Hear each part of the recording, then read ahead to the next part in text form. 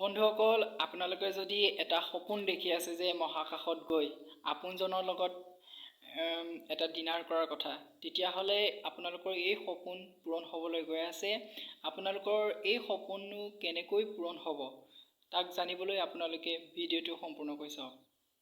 মহাকাশত এখন হোটেল মুকলি কৰা হ'ব 2027 চনত, আৰু এই হোটেলখনৰ নাম ৰখা হৈছে ভয়েজাৰ গ্লাছ স্পেচ ষ্টেচন বুলি।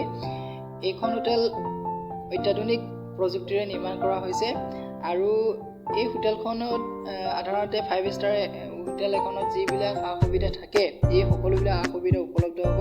অৰ্থাৎ এই হোটেলখনত চিনেমা হল থাকিব, প্ৰাইভেট বেডৰুম থাকিব, ৰেষ্টুৰেণ্ট থাকিব, তেনেকুৱা ধৰণৰ অত্যাধুনিক সা সুবিধা এইখন হোটেলত উপলব্ধ হ'ব।